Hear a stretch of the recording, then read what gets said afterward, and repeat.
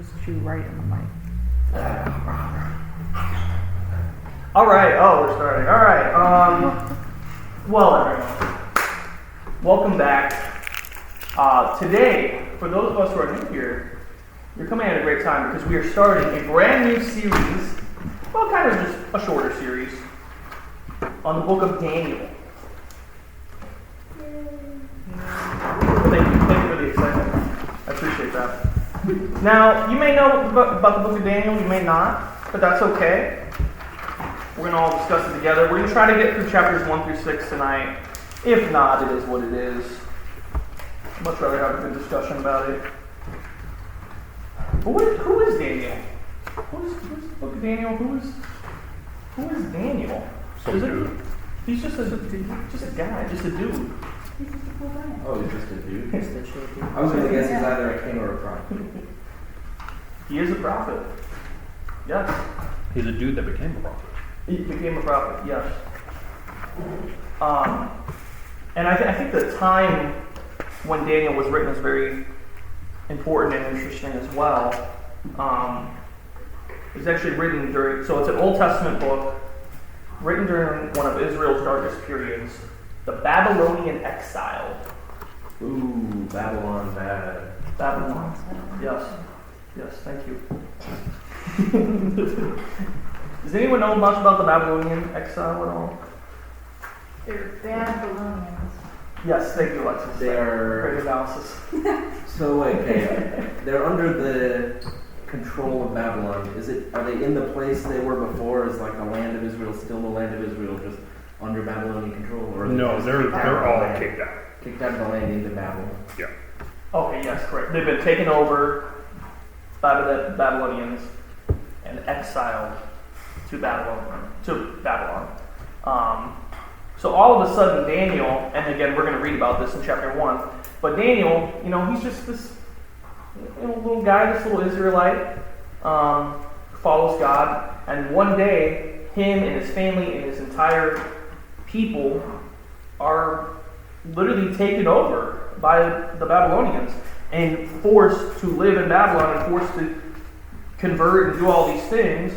But I think the most interesting thing that you will hopefully take away from this is one statement: the resolute faith that Daniel shows. Daniel shows resolute faith, and we're just coming off a series where we were talking about problems that modern Christian men and women face in society.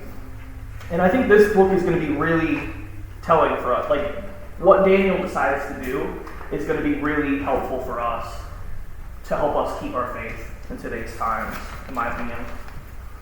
Daniel challenges us to examine our own commitment to God in a culture that often works against biblical values. So basically, we're going to try to read through 3 different stories tonight that Daniel went through, and basically how he was able to keep his faith.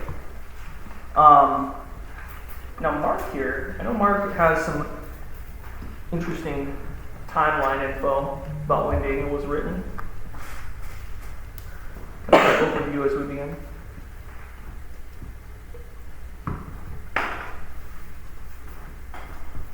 So, Daniel should take place around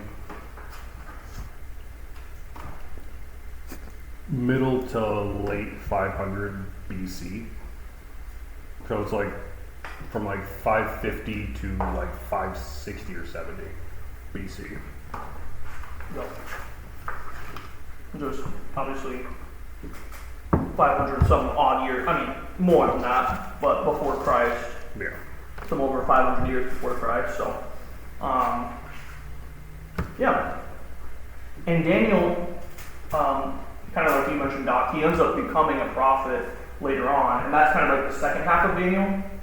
So when we get to that, we're going to hear about like prophetic visions and all this crazy stuff. It's going to be a lot like our Revelation study that we did, where it's just insanity.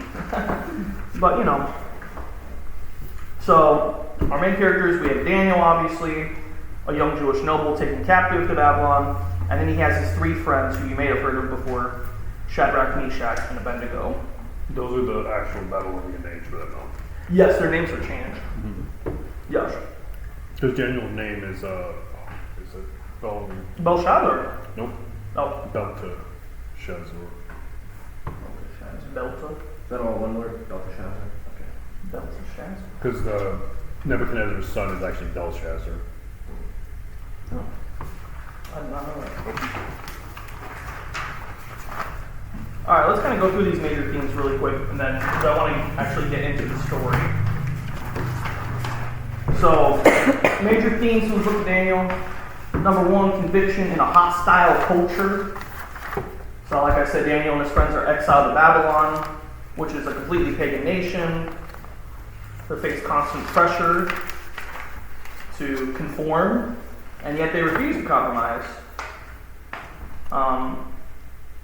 So the question for us really is, because we live in a culture nowadays that obviously, I feel like the majority of the world has values that are opposed to Scripture. Some more than others, obviously. But are we willing to make that choice to still honor God's standards, even if it means it'll be different, we'll be different from our peers? And, I know for me in my life, it was like a very hard time of being like, I'm not going to follow the crowd, because I always want to be like the popular guy, or I want to be not popular, but I want to fit in, but God doesn't care about that. He just wants us to make the right choice, It's not, what are we doing? What the hell is this drink? Dr. Thunder. It's Dr. Thunder! See, it's Dr. I think I like it more than Dr. Dr. Thunder. Thunder. It tastes a Wait, little- really? It tastes so weird. This is just cherry drink. Excite your taste buds, man. Come This on. is black cherry soda. Okay. I love black cherry. If you want It's to do named it, after John and James, the sons of Zebedee, aka the sons There of you Thunder. go. Oh, right. There we go. There you go.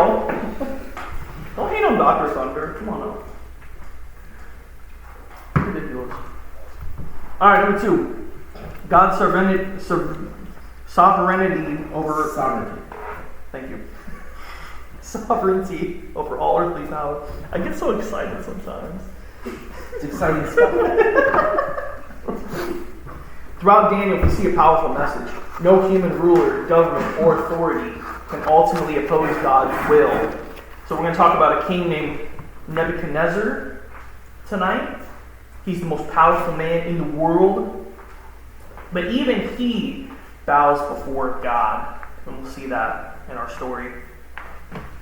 So whenever authorities oppose you, a boss, professor, government, whatever, remember that God is ultimately sovereign. He's not threatened by earthly power. So, again, don't be afraid to stand up for what's right. yeah, fight for what's right. Fight for what's right. Yeah. Right to party.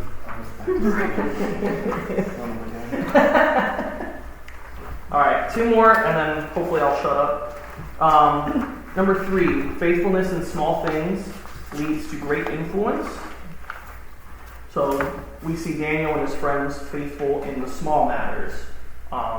Their diet, which will be the first story we talk about, their prayers, their integrity, and as a result of being faithful in the small things, God gave them wisdom, influence, and platforms from which to serve Him. So the application we can take away is we don't need a huge platform or the right perfect circumstances to make a difference.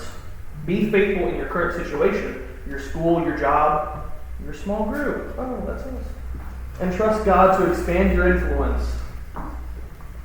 So even small things, like Chris, bringing a friend, Go, Chris. That's making a positive influence, That's great. And I think, I just think it's awesome. So, you don't need, we always think like, we need the perfect thing. I have to be a pastor or I have to do something in order to make a difference. No, you don't. Actually, you in your role right now can make the biggest difference. You don't even have to say anything. Yeah. Just living. Just living, just being there for people. Yeah, definitely. And then number 4, prayer as the foundation of strength. Daniel's most defining characteristic is his prayer life. He prayed 3 times a day, sought God's wisdom for his problems. So a consistent prayer life is not a luxury or something super spiritual. It's foundational to resolute faith. Our strength doesn't come from our circumstances or our own abilities. It comes from communion with God. So we're definitely going to see Daniel pray a lot. And comes in handy when he's in a fiery place. Daniel didn't actually go in the fire. They did. No, he didn't. They did. Oh, he did not. The other 3 did. That's correct. Well, whatever. So just draw all this fire for nothing? What? No. Oh, that's us being, you guys being put through hell. Hey, I'm not interested. Right. In general. Doc and Logan are not in there yet. He has to clarify they will be going. There will be blood. So, True, I saw that in the movie one time. so let's begin. And I'd love for someone to start reading for us. If you do have your Bibles with you, turn to Daniel, and we're going to start chapter 1. So this is our first story. It's called The Test of Conviction. So as I mentioned, Daniel and his 3 friends, they're Israelites. They're taken captive by Babylon, and they're sent to Babylon. And essentially, they're placed in this royal training program. They're given new names, new identities. They're told, everything that you've learned about God, your entire identity, we want to change that. Shut that off. Shut you off. How many chapters, or how many verses do you want to speak about? I would just say it's Just, the first chapter is pretty short. After Ezekiel. do we want to read the whole first chapter? No. Okay. Yeah, I didn't think I don't think any of us want to read any of all these chapters. so. Well, They're really long. I'll take 5 verses. so if you would like to read from verse 7 to 9. Chris. The palace master gave them other names. Daniel he called. I didn't know what I was signing up for. Belshazzar, Hananiah he called Shadrach, Mishael he called Meshach, and Azariah he called Abednego. But Daniel resolved that he would not defile himself with the royal rations of food and wine. So he asked the palace master to allow him not to defile himself. Now, God allowed Daniel to receive favor and compassion from the palace master. Alright, so what will you just read there? So, yeah, like I mentioned, Daniel and his 3 friends, they're given these new names here, and so they're trying to change their whole identities. And the Babylonians are like, yeah, bro, basically, you're gonna work for us in the royal kingdom. You're gonna get a whole new meal plan. You're gonna eat the king's meat, you're gonna eat his wine. And it's something fun. There's a double entendre. Eating the king's meat could also mean performing fellatio on the king. I mean, in my Bible it says eunuchs, so. Yeah, my Thank you, Bible Doc. didn't That say that, so it was a little Yeah. caught off guard. It could be taken either way, honestly.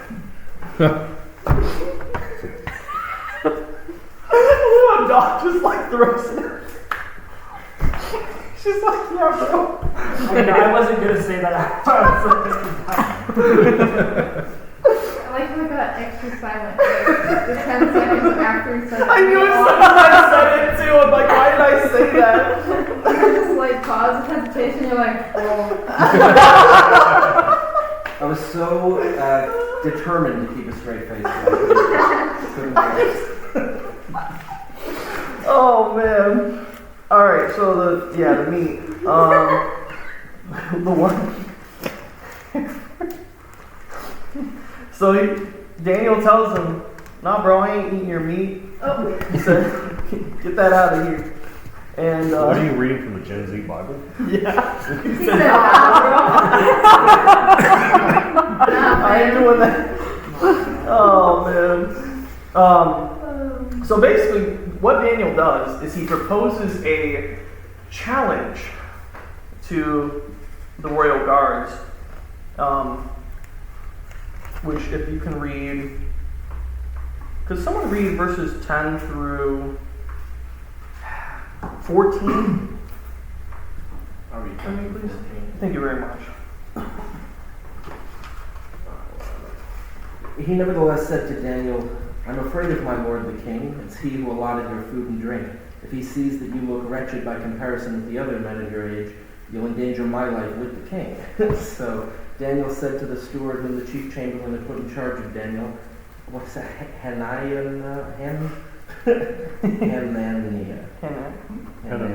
Hananiah, Mishael, and Azariah. Please test your servants for 10 days. Give us vegetables to eat and water to drink. Then see how we look in comparison with the other young men who eat from the royal table, and treat your servants according to what you see. You want me to read 14 as well? Yes, please.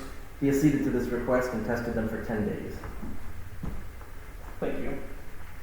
Let me do my Hananiah.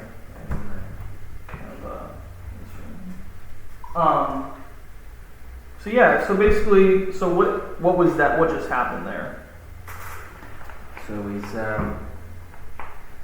he's saying you can't refuse the food because then you'll lose weight and you'll look like you're on the death's door. So the king will punish me for it.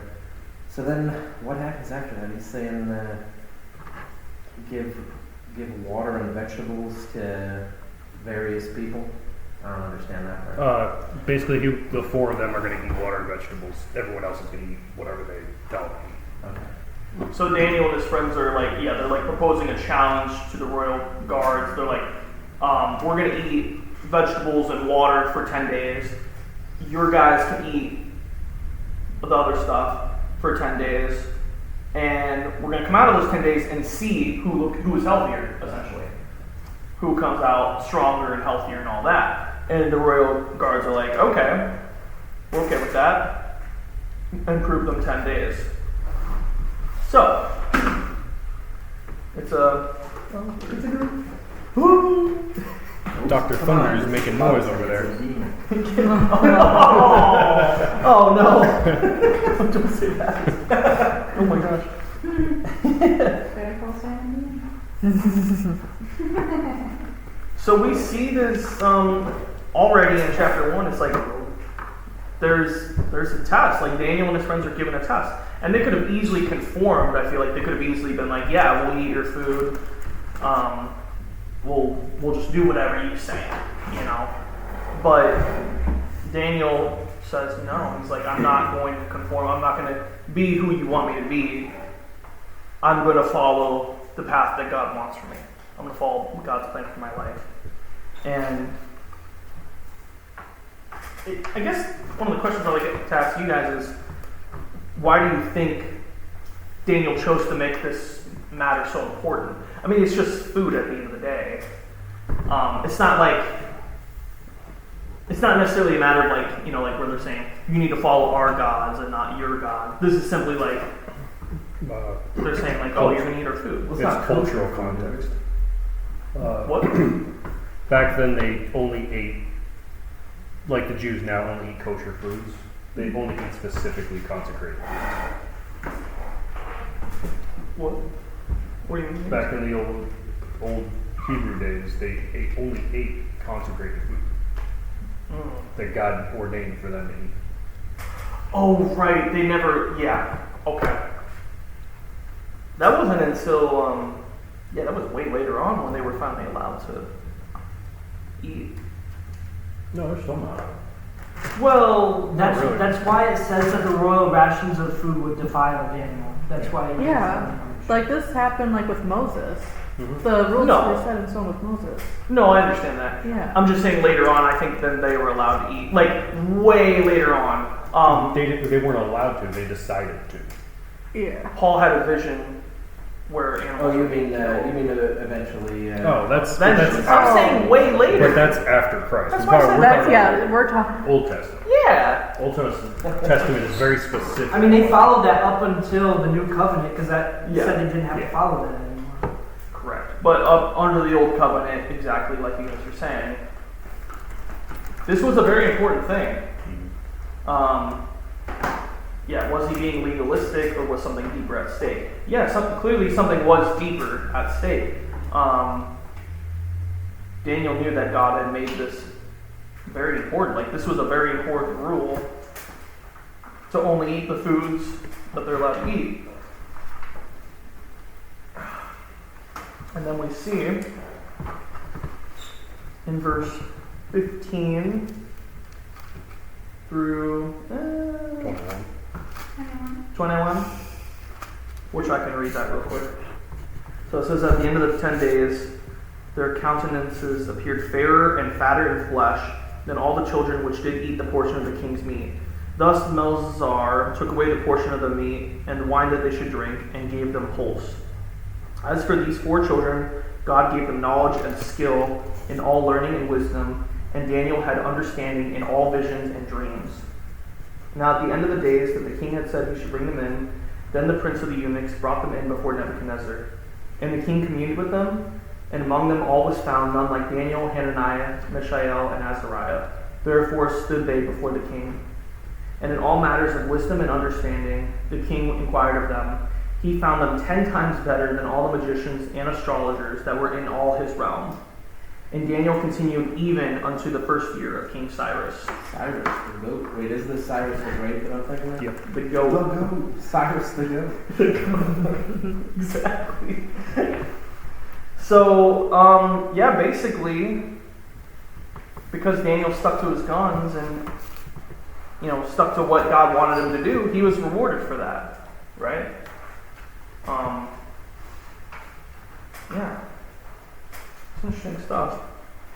And then, kind of just like a parallel to our life, it's like, there's so many things that we think like, oh, that's not really important. Like there's kind of like, I guess like, there's the important things that you need to follow God on, and then there's the things where it's like, yeah, I know God wants us to do that, but like, I'm going to bend the rules on that a bit. And Daniel didn't do that. He treated everything that God said with importance. And because of that, do not eat other men's meat. You really didn't have to say that. This has been a rule Yeah, in the the Bible Leviticus for a long chapter time. 20, verse 13 says that. I'm so done. I would be unsurprised if there's some provision in Hebrew law that says you're allowed to break your dietary requirements in times of mortal danger. So you could argue that. I mean, I'm just guessing. I don't know, for sure, but because technically you can fast forever if you really want to. forever. Yeah. Impressive. I mean, I couldn't do Wait, it. how is this possible? Well, I can't fast for a day. Yeah, and I'm aware. Oh my god. He asked for that one. As long as you, because a lot of the stuff in here talks As long about. as you eat and drink, you can fast forever. No, you can actually live off of just water, and as long as you have water, your body, as long as you are getting at least the basic nutrients. What? Like if you just had salt. I mean, okay, if a miracle occurs, this could happen, I suppose. No. What are you talking about? There is evidence out in India all the time of Hindu India. monks that have never eaten, That have never eaten. not in like 50 years. I find this hard to believe, personally. You'd be surprised. I would be very, So very the longest fast without solid food lasted 382 days, achieved by a 27-year-old Scottish man named Angus. 382 days. 382 days. I'm impressed. I'm impressed by Angus. Were there any health detriments from his fast? Still kind of reading into it. Oh my gosh. No apparent adverse effects. Wow, very impressive. Angus, come eat your haggis. No, Mum, I'm not going to eat it. It's disgusting. Because it's one thing to just fast, but to fast and pray is another thing. Because God does nourish you when you're fasting. Well, yeah, like I said, with a miracle, I'm sure it can happen. Yeah. But under normal circumstances. No, you can still do it. It's just your mind starts playing tricks on you. All right, so this guy did it for 380 some days. Mm-hmm. What about these Hindus who claim did it for 30 years? I don't know, man. I want to meet this Hindus guy. are weird. Absolutely. They do yoga. We need to take a trip. We need to take a trip out there, I think. You know you don't. I don't want to walk this. Are these like I'm good. meditating on a hill and just like, Yeah, pretty much. really? Yep. They got some Couldn't be pretty, me. pretty temples, I'll say that. Like, yeah, they do have some great temple. Yeah, I mean, I guess they have some time when they're not eating. Cool. So, yeah, I don't know. These questions are kind of bad, so I don't know. Any other thoughts on this first story? There's a lot. Well, I thought it was impressive, and then I heard about Angus. And this guy walks in the room. Darn it, Angus. Well, because me and Maddie, once a year, we fast for like 14 days straight. On just water. So it's not, it gets easy after the third day. Yeah, third day's nothing. So Jesus went without food and water for like 30 days, right? 40 days, 40 nights. That's crazy. You have to have water, though. Yeah. You just have yeah. Your human body needs water. to. Yeah. You just can't, you cannot eat. Because your body Record of has, that water is 40. Yeah. yeah. All right. Let's go to the second story here. This is a very exciting story. Really, the last two stories are very exciting. This is the fiery furnace. So I don't know who knows about this story. It's already here, isn't it?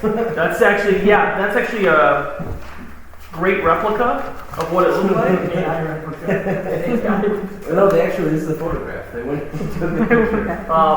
A small stream was destroyed to make this picture, but hope you guys enjoy that.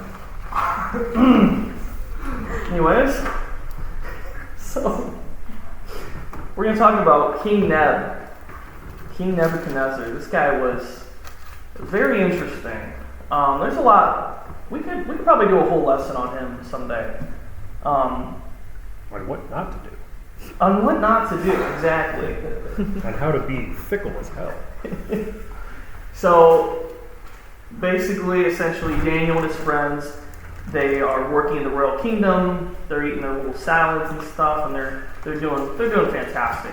Well, their king, Nebuchadnezzar, decides one day, hey man, I'm gonna make a giant gold statue, and told everyone to bow down to it. You're not supposed to do that. Yeah. It's weird how it's kind of described as a giant golden phallus. Oh, where did it say that? 60 cubits high in the breadth of 6 cubits. One of the first things when I was getting into Christianity like 3 years ago was like accurate recreation of the sculpture of Daniel and just a big golden finger.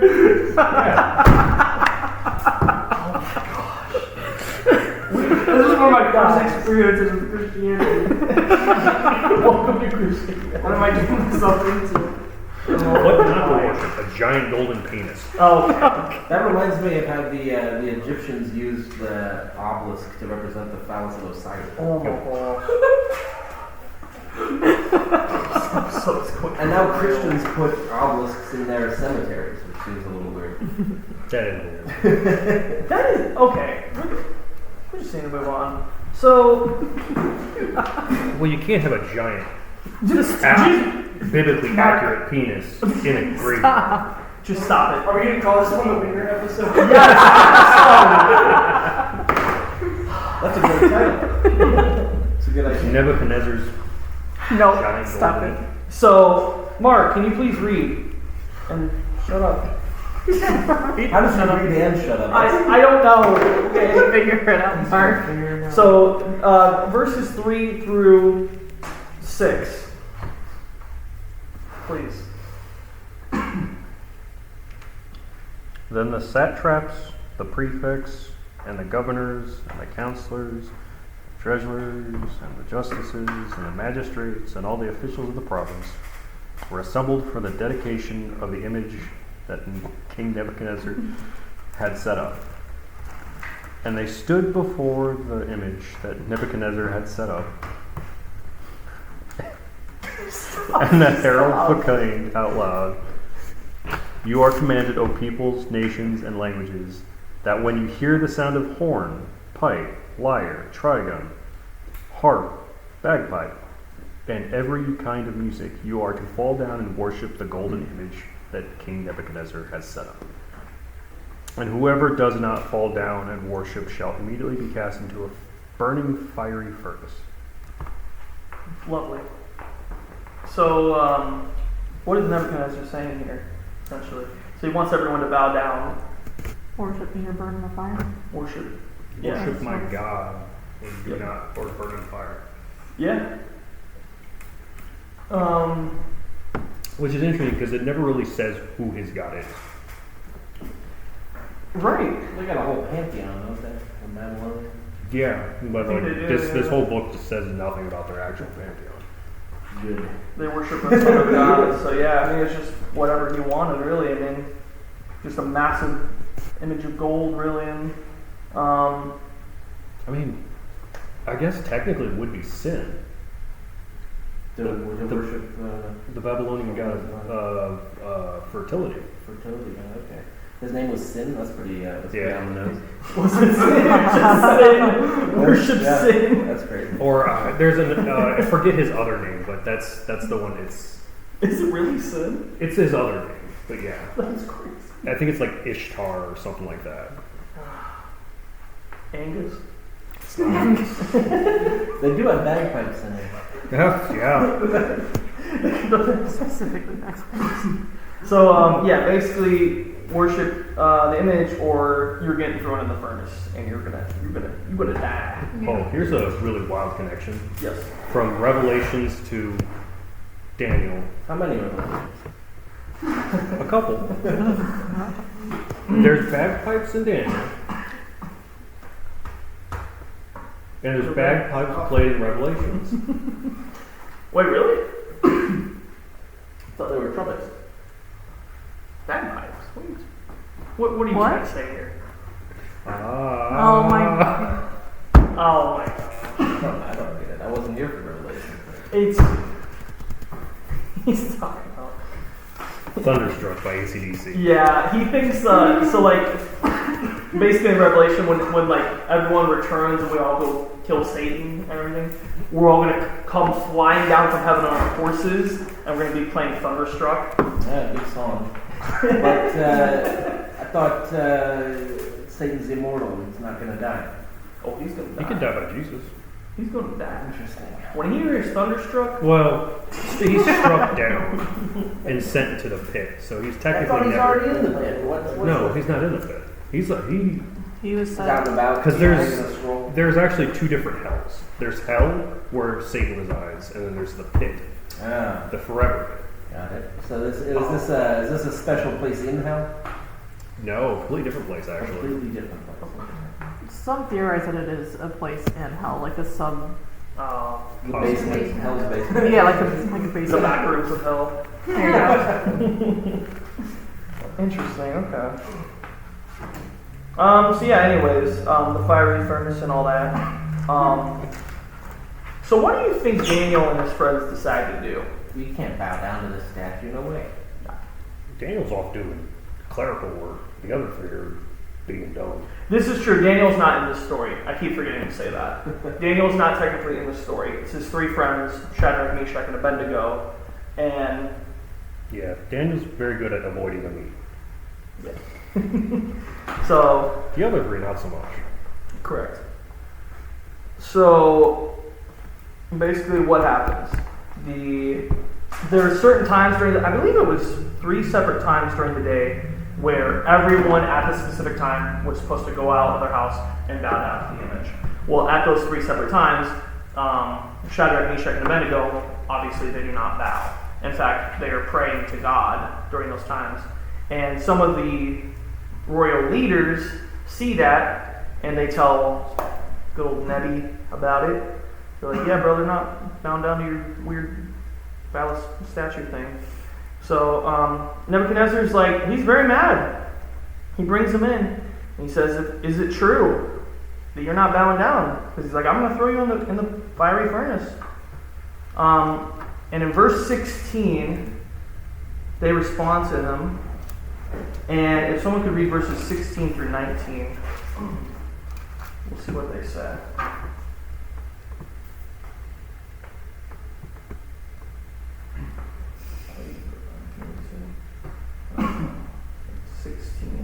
Would anyone like to read that? Maddie? I'll take it. Chris, thank you. Shadrach, Meshach, and Abednego answered the king, O Nebuchadnezzar, we have no need to present a defense for you in this matter. If our God, whom we serve, is able to deliver us from the furnace of blazing fire and out of your hand, O king, let him deliver us.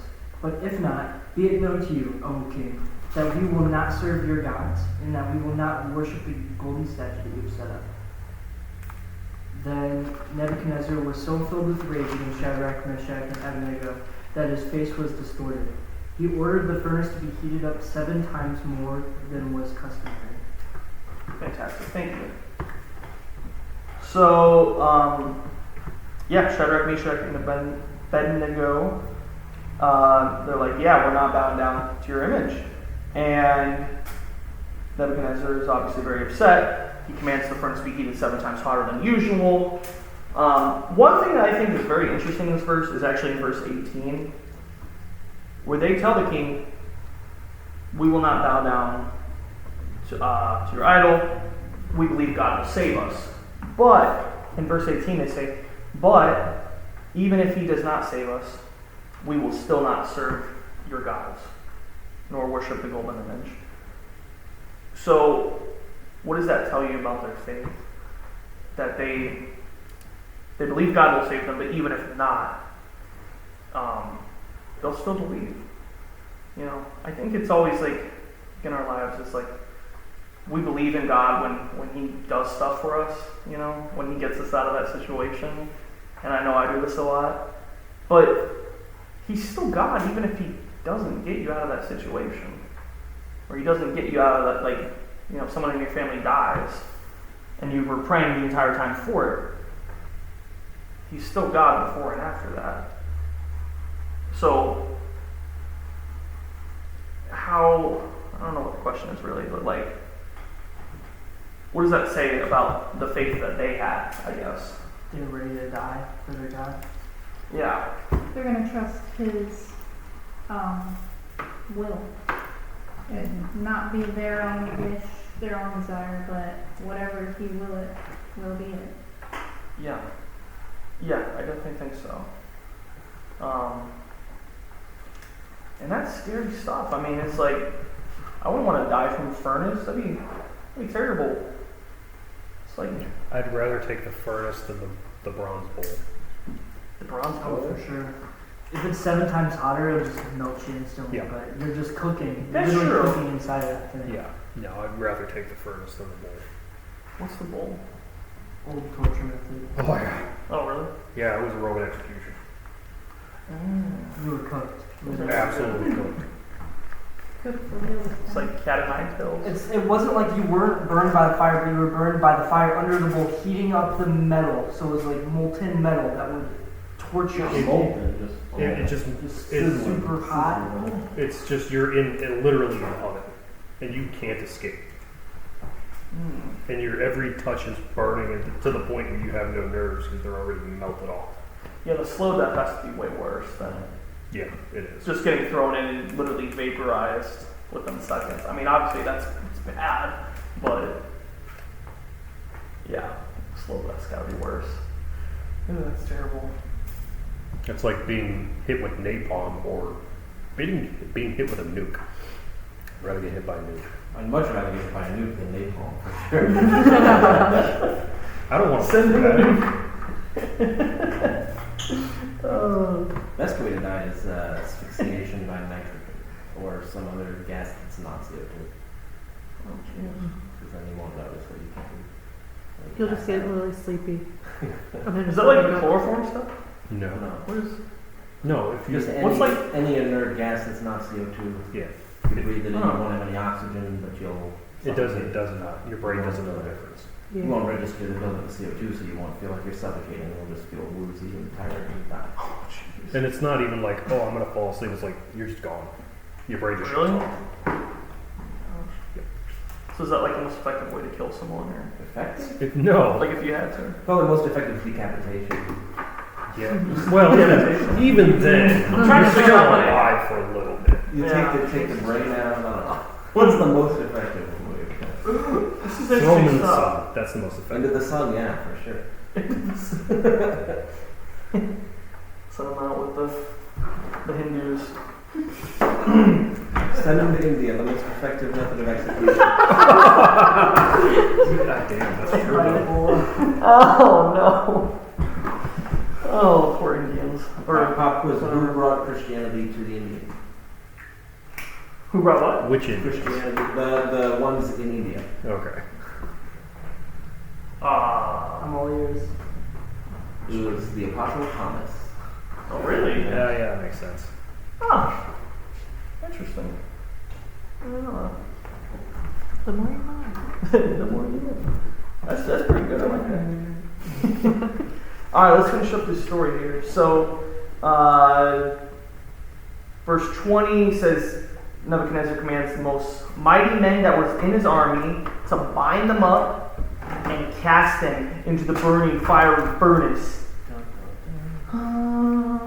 Why did you moan? Don't worry about that. These men were bound in their coats, hosen, and hats, and other garments, and were cast in the midst of the burning fiery furnace. And get this, in verse 22, if you read verse 22, it says, because the king's command was so urgent and the furnace exceedingly hot, the flames of the fire killed the men that took up Shadrach, Meshach, and Abednego. Yeah, it would heat that thing up 7 times. I think that's the craziest part right there. Extra. And then, if someone would like to read verse 24, verses 26, or maybe, 27, actually. Someone would like to read that, please. Please. I'm going to skip 24. I mean, yeah, you can. If you Don't want. skip 24. Don't skip 24. No, we need 24. I'll take it again. Chris, you're amazing. No, wait, you've already done it twice. I gotta go. Ah! They walked about in the flames, singing to God and blessing the Lord. In the fire, Azariah stood up and prayed aloud. Blessed are you and praiseworthy, O Lord, the God of our fathers, and glorious forever is your name. For you are just in all you have done. All your deeds are faultless, all your ways right, and all your judgments proper. Wait, where are you at? 24, and then I ended at the end of 27. Oh, really? What, I don't know what why does I- your translation say? Why A did lot mine of, no, you're going through the same thing I'm going through. Why did mine seem so different? Because you have King James, I have edited King James. Yeah, I've got the New American Version. I wish I had the New Revised Standard Version updated edition, but I've yet to buy a physical copy of that. You want it? Yeah, sure. Oh, there we go. Oh, sweet. No, I was just like, it seems so different from my version. I don't know why. Where am I? Didn't have to use. How do I get to Daniel from the closed book? Oh, you're ridiculous. Yeah, there I am. I was like, why did you close it? Let's make things difficult. For real. Then King Nebuchadnezzar was astonished and rose up in haste. Am I in the right spot? Yes. Yes. He said to his counselors, "Did we not cast 3 men bound into the fire?" They answered the king, "True, O king."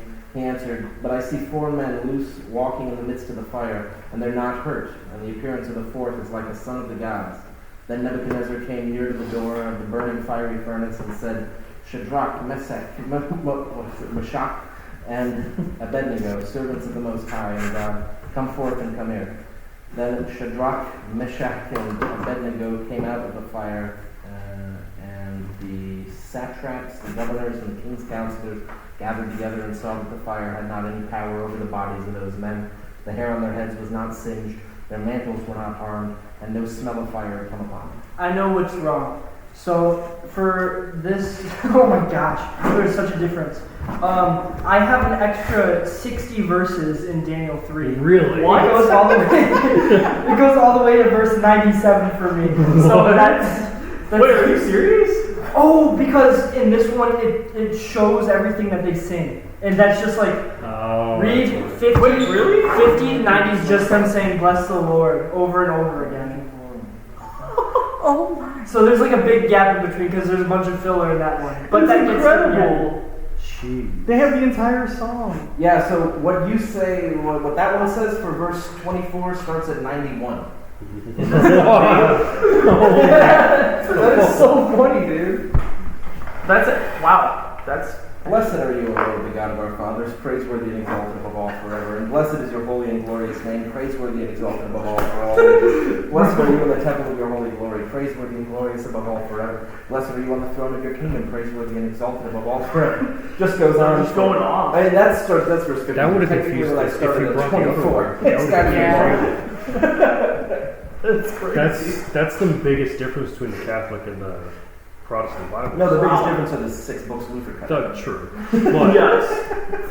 like there's so many things in Wow. the Catholic one. That's very interesting how they put the whole song in here. I think that's really interesting. Well, That is I mean, if you think about it, a lot of Catholicism is adding all the hymns in there. Yeah.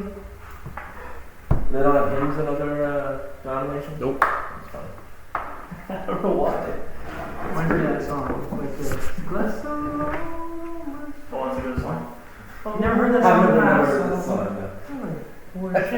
No. Okay, so alright. What do you want me to read verse 91 to 90? Yes. Why not? Hearing them sing and amazed at seeing them alive, King Nebuchadnezzar was astonished and rose up quickly. He said to his counselors, "Was it not 3 men that we threw bound into the fire?" They answered the king, "True, O king." He replied, "But I see 4 men unbound, walking in the middle of the fire, and they are not hurt. And the 4th has the appearance of a god." He then approached the door of the furnace, said, "Shadrach, Meshach, and Abednego, servants of the Most High God, come out, come here." So they came out from the fire. Okay, thank you. So, I guess the most interesting question to me personally is, well, obviously, first of all, they clearly survived a furnace, like being thrown in a furnace, which is amazing. But 3 men thrown into the fire, and when Nebuchadnezzar looks into the furnace, there's a 4th man there, or person thing. And the question is, who is that 4th person? Who's that 4th form? In your guys' opinion? I know the classical interpretation is the angel of the Lord who appears as a character in a lot of the Old Testament. Yeah. Well, you would assume it would be Gabriel, but Gabriel hasn't shown up yet. He could have, though. But no, he hasn't. But he could have. He could have, but he hasn't talked to Daniel yet. No. Oh, sorry. Well, I was just going to say really quick, because in my version here, which I have the new, or just the King James version, it does say the form of the 4th is like the Son of God. Yes. In mine it says the 4th looks like a son of God. Okay. So that could be interpreted either way. Son of God is Bene Elohim. That was the term for the angels all the time. Yeah. It all depends on which interpretation you're really reading, because it. Oh, it's even got in the footnotes, a son of God, an angel. Well, then again, Jesus considered an angel as well, so it could be him too. And he did exist, which God the Son existed, but Jesus Christ was not like. But not Well, incarnate, is that? no, because we've talked about it in the past about like Melchizedek and how he is essentially, he's essentially Christ's original incarnation as a man. That's interesting. So you're saying Christ has been incarnate multiple times on it? But Melchizedek is not a man. He's actually Oh, that changed. unique. He's a unique being because he has no parents. He has no origin. I haven't heard this interpretation of Melchizedek. It's when he's first described. That's this. It does say that he has no mother or father. No wonder it's not. I know Jesus says he's a priest of the order of Melchizedek. Yeah. I want Jesus as well. And Melchizedek was the first high priest of the Lord before the church ever existed. Also, in one of the books where the people from Israel, the original chosen people, when they're taking over all the cities, in front of one of the cities that they're going to take over, it says that the angel of the Lord appears. So he has made an appearance in the Old Testament before this point. Just food for thought. That's pretty much what we're going to be talking about when we do the mysterious characters. I can't wait for that one. Because however you say his name, Melchizedek. yeah, however you say his name, Melchizedek, he's one of the most mysterious people in the entire Bible. He shows up throughout the Old Testament. Oh, I only heard of him showing up in front of Abraham. There's one in Abraham. I can't remember the others, but there's a couple. There's a couple actually. Yeah, there's about 3 or 4 maybe. When did you guys read Lord of the Rings? It's been a while, but yeah. He's basically Gandalf. I was gonna say Tom Bombadil. Yeah, no, you're right. Tom Bombadil is basically Jesus. No, Tom Bombadil's Melchizedek. That's so funny. And yeah, I don't think ultimately, so who this fourth person is, I don't think it matters too much. It's fun to talk about, could very well be Jesus, could very well just be an angel or some special angel, it doesn't matter too much. But regardless, the 3 friends were saved. Nebuchadnezzar's, That's the big thing. No matter who was in the fire with them, it was God saved them. Yeah. Exactly. And that's the most important thing. So, where's God in this fire? It's a great question. Yeah, he's the board game. it's not burning. He's back there. Behind the creepy man. What's the one with the dark It's not eyes? me. Who is that supposed to be? Oh, wait, what? The one inside the fire with the dark I think eyes. we decided that's Josh. That was supposed to be you. I know, but I'm outside. No, that's You are outside. That's Satan outside. That's a very wow. That's biblically accurate. Really captured your features so well. Yeah. That was really great. Why the headphones? This. Ah. And Nebuchadnezzar. So just imagine Nebuchadnezzar here with his evil face. Wearing the type of crown that Charlemagne made. Yeah, Nebuchadnezzar was really a Middle Ages king. Turns out. It really happened in 1300 Little known facts, yeah. AD. So Abraham said he wants to see the prompts that you put in for the oh yeah, I have it. I did several prompts actually. You had to iterate this to get a good picture. Why does it look like a pizza oven? I didn't notice that. That's why I said, why are we being Because I'm always hungry. I'm always trying to eat some pizza. Well, I think I did it in the garage. I was trying to turn you all into pizza. I was gonna originally do one that says I was gonna have this and then Alexis above the furnace. Yeah. We play the game. It's so stupid. The game. You lost the Yeah, game. I've just lost it. You've lost the game. So have all of you listeners. You lost the game. Imagine someone listening this far. Doesn't happen. Like, dang it, I've gone 8 years. This stupid podcast. You just get comments like, fuck you. You're the worst, man. So what does it say? You just lost the game on that image up there? Yeah, exactly. So yeah, I had. I'll show it to you.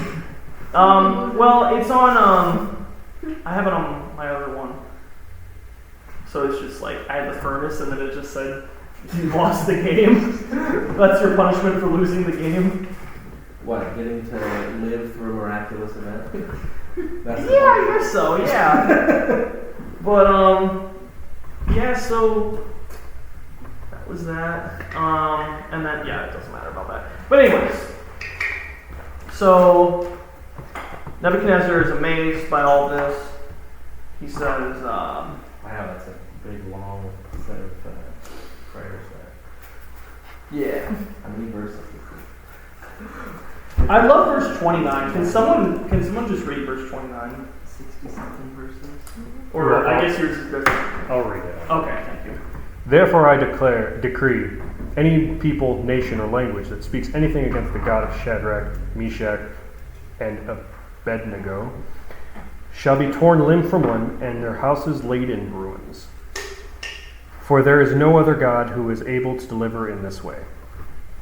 Yes. Wait, which verse is that? 29, it's Whoa. the second to last. For us, it's 96. 96. Crazy. Dang. So I just love how Nebuchadnezzar's like, yeah, he's like, well, everyone's going to follow your God now, and if they don't, they're going to be cut to pieces. If you really think about it, in chapter 2, he says the exact same thing to Daniel. Oh, does He does the exact same thing for Daniel, and then comes back and makes the golden idol. Truly, your God is God of gods and Lord of kings, and the revealer of mysteries, for you have been able to reveal this mystery. He said that. Yeah. He keeps flip-flopping back and forth. And that's something that he does a lot throughout Daniel and throughout, I think he's in a couple other books, right? I don't know. I don't know. But, yeah, he's actually just keeps going back and forth. Arguably, it's kind of easy for a polytheist to do that, though, because it's like, all right, one more god in the pantheon, it's like limit. That's a good point. Yeah, I mean, it's He acknowledges that he's the highest of highs, and then you know, completely forgets it the next day. but he's like, I'm going back to the Yeah, but sun he god. created all my gods, so I still get to worship them, right? I'm gonna bow down to my statue. So, I wonder if someone molded it. oh gosh, I hope not. It was How big was this thing? well, no, they took a mold, made it in a cast, and then shaped it. Someone had to do that, unfortunately. Not true that someone had to do that. You could like use many references and you could sculpt it. He could just references? stand there right in front of Get a you, number of people. hard, and you could just sculpt it. Let's not. Can we just move on, please?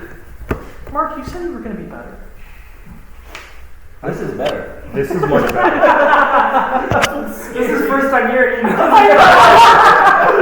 That's the crazy part. Just wait till we have like everyone here. This is, oh my gosh, the most fun thing ever. Oh my This is god. already a blast. This is one of my most favorite times reading it.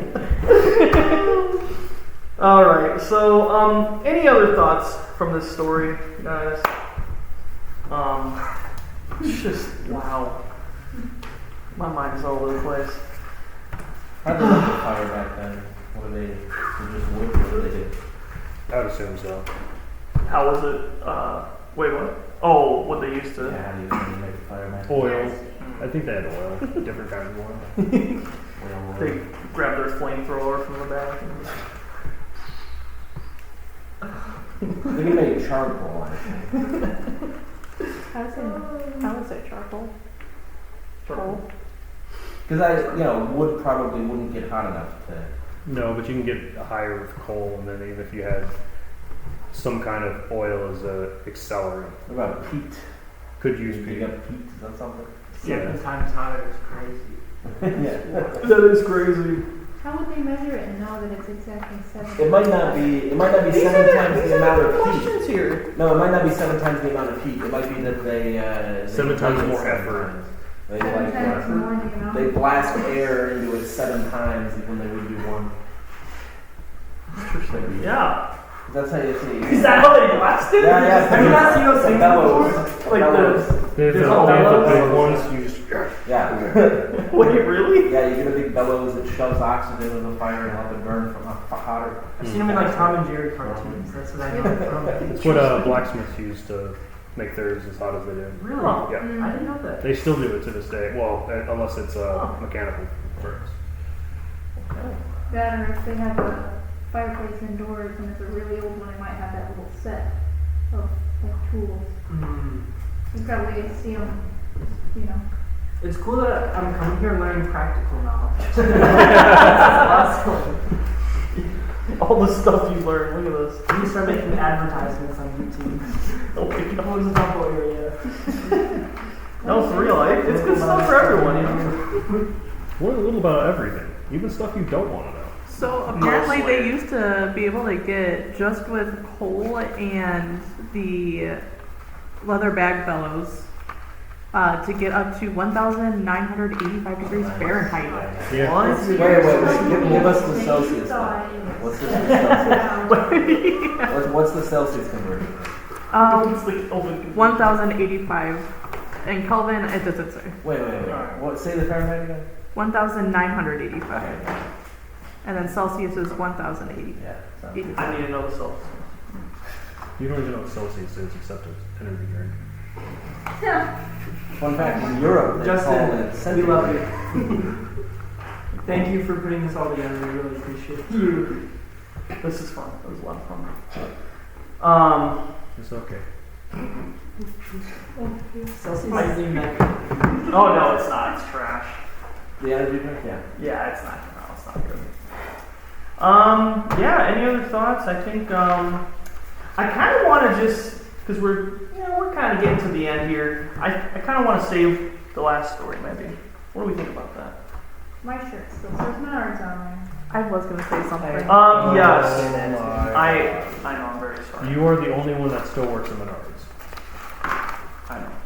You guys need more hires? After Justin leaves, yeah. Him and Little Mark both. You do not want to go there. Yeah, I know. Not well, Jess. No. Oh no. Especially not with the lawsuit that's about to happen. Ooh, What? Yeah, that's a whole other story. Probably not for the time. Is that for next episode?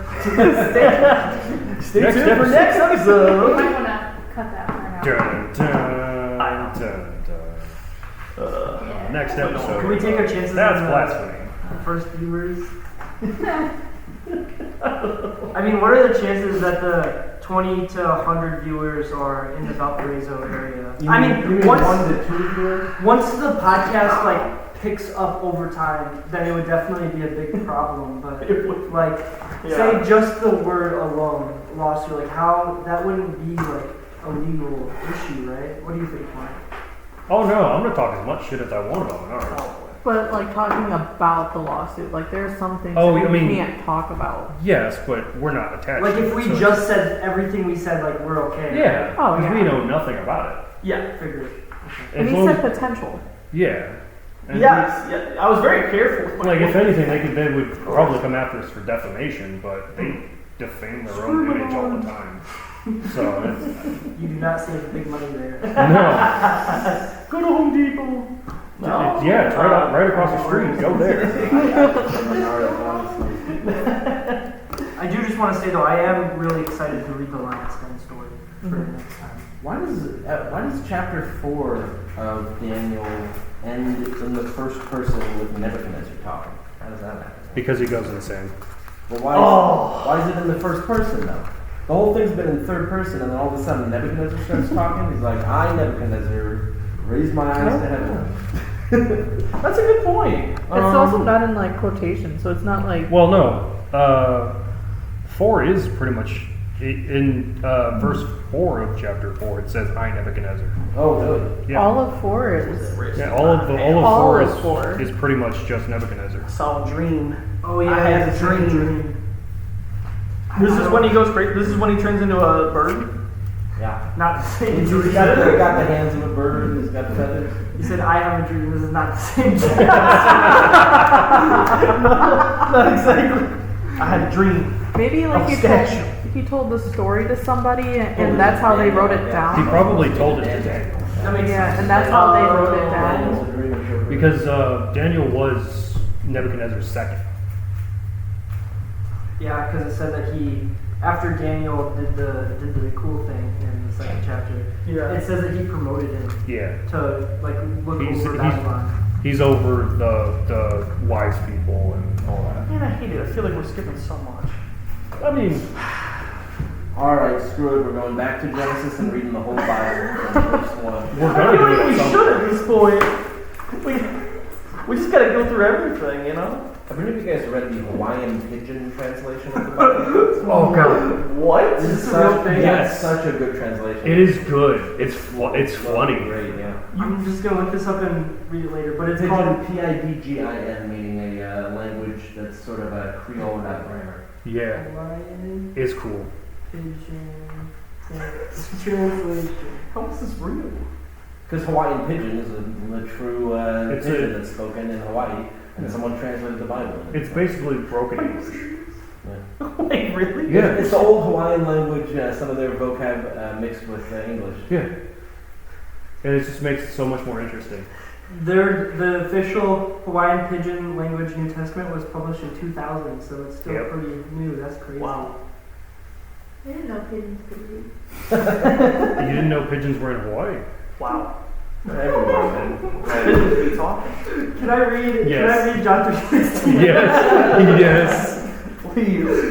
God when gets so plenty love and aloha for the people inside the world that He would send me His one and only boy, so that everybody that trusts me no get cut off from God, but get the real kind life that stays to the max forever. I want that. I want that. I want that version. We gotta start reading from Get this. that like on the wall, or for a YouTube channel, you can make a banner whenever you click on the channel. So the icon image could be the podcast, and the banner could be John 3:16. I might actually do that. We're gonna start reading from the Hawaiian Pidgin translation. Oh my gosh. That's unreal. Wow. And I thought the Gen Z Bible was like crazy. No, Gen Z Bible's unhinged and Is there- more blasphemous than this podcast. That's blasphemy. It's The pidgin one is blasphemous to funny. claim that something's more blasphemous than this podcast. Considering everything that was spoken tonight, Well, no, it's I accurate. didn't hear any blasphemy. No, we're just I'm talking okay, about. wait, maybe calling Melchizedek Jesus was blasphemy. That one might not. Yeah, maybe. yeah. Well, that's been there from the beginning. That's The podcast is called That's Blasphemy. so- Ah, perfect. Now the covers our bases.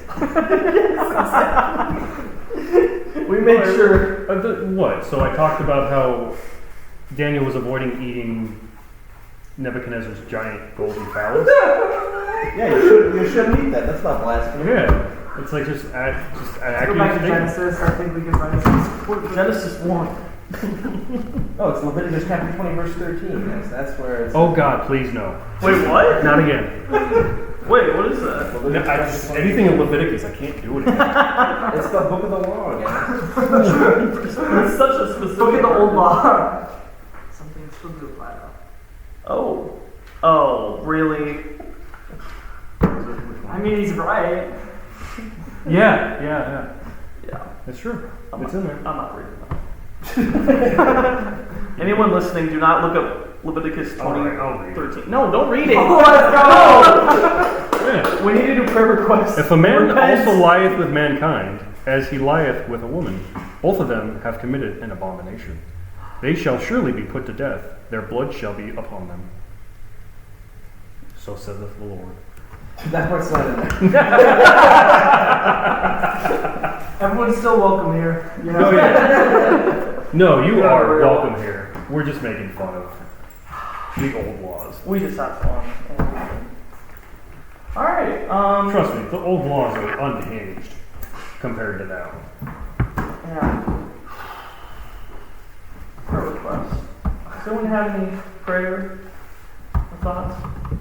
Everyone who wasn't able to make it tonight, that they had a safe night, and that next week we could come back and have a really big group and have an amazing time. Also mental health and physical, just health in general. Absolutely. And those struggling with their faith get guidance.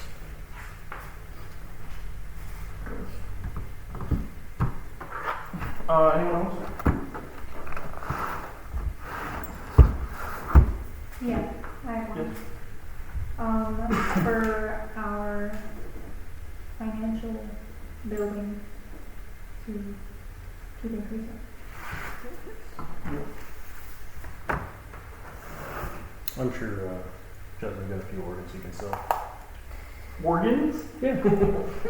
Yeah, sure, why not? How many kidneys you I got? was just gonna say that. I mean, we could take Got some half backups. we could take your half your liver. Half your Maybe lung. I have much more valuable two-thirds of his stuff. liver, probably. Yeah. I mean, we could take both of your feet. Really? We can take. Do you want to keep all your organs and limbs and We stuff? can take a little bit of bone marrow. I mean, you do. Hey, I am an organ donor. though. Justin, you have 10 Heck fingers. I was an organ donor and then I switched, but on my deathbed, if there's no way to fix me, I'll be like, take my. Why did you switch? What's your last words, Chris? Take my He just died. It was so powerful. He said, take his liver. Next time I need to get my license read, I'll probably just switch it Yeah, be careful with that because they. back. That was my reason for switching it back in the first place. Yeah. What? They. Don't they harvest that? Yes. Well, that's what you're donating the organ. They do like no, weird they stuff don't. with it? They don't do good things with your body. Well, No. okay, donating your body is not the same thing as donating your I don't organ. But sometimes they end up donating their body. Yeah. Yeah. It sounds unlikely. There's been a few medical malpractice trials where people who are to be cremated, since the body goes off, they'll just send the body somewhere else and they'll give the person just random ashes. Wow. Yeah. Like there's been lawsuits about this. I think that would be at the level of the crematorium, though, not the level of a hospital, would it? It's- How else would you get the ashes? There's actually a ton of ashes. They're just like random people's ashes in the crematoriums. Yeah. So There's no guarantee you're So what does getting this have to do represented. with being an organ donor? That's my point. The crematorium doesn't harvest your organ. No, the hospitals they tend to just toss your body in the freezer and then take organs when they need it. Yeah, that's solid. For whenever they just need As a they couple should. extra dollars. Who's doing this? Random hospitals. Portage. Oh my gosh. We're gonna have another lawsuit. Come on. Are you kidding me? Portage Hospital. Do not sue us. Please. Again. These are all jokes. Jokes and fun. Too late. They already sued. It's too late. We're talking about in video games when Portage. We're all in Minecraft, guys. In game. Do you know there is a Minecraft mod for harvesting organs? I just saw Of this course yesterday, there actually. Of course there is. And you can harvest the organs of children, but they don't. You can't use them for it. They're too small. It's like too deep into the mind. This is just, we just need to stop. I want to personally say a special prayer for our new people who are here today. Woohoo! Yes. And thank you so much for being here. I hope you guys weren't too weirded out by everything. No comment. I mean, you were just adding to it, but it was fun.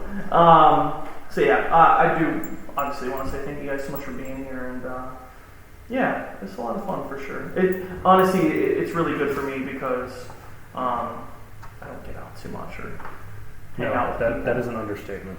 Thank you, Mark. Justin, why didn't you let us know? Oh no, I'm well aware What? of We can go to Dairy antisocial. Queen sometime or do something. Honestly, we should, man. Like, I'm being serious. I'm Good so luck. bad about it. I've tried. No, I know. For the What past days 3 are months. you most free on? I'll genuinely try to make some time where you do some stuff. Do you need his address? You can just show up. No, it's okay. I don't want to do it. I want to respect his boundaries. Why? I'm not. I do it all the time. Yeah, I look out the window and this guy's just staring at me. What is what? He's like, I'm watching you. Tim and Tammy just don't care anymore. They don't care. No, they say, oh hey. We'll talk for a minute Hey, Mark. after the podcast. If that's it. Alright, we gotta talk on air. Please no, that's not He it. lives No. at blah, blah, No. blah. All right, everyone, let's pray.